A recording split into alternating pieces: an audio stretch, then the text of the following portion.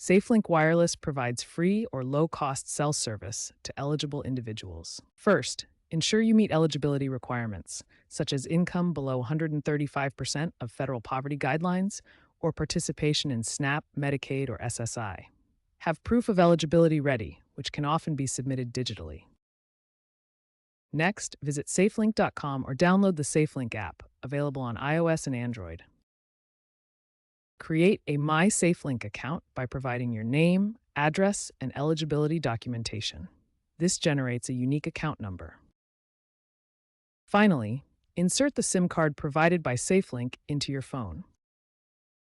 Use the app or website to scan the SIM's QR code and follow the prompts to register your device.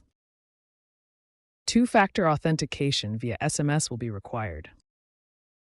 Most activations now complete in under 5 minutes, thanks to the streamlined app and automated eligibility checks.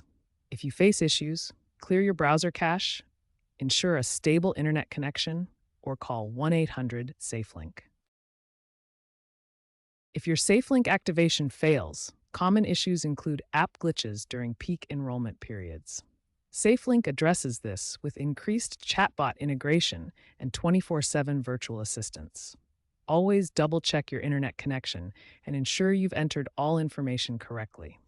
Remember that SafeLink uses physical SIM cards. eSIM options are currently in beta testing. Recent updates include an increase to 10 gigabytes of high-speed data per month for new activations, along with unlimited talk and text. This is funded by federal subsidies. SafeLink is expanding digital accessibility with AI-powered chatbots and plans to pilot 5G-compatible devices. While the process is largely digital, support is available if needed, and device loss or replacement incurs a small fee.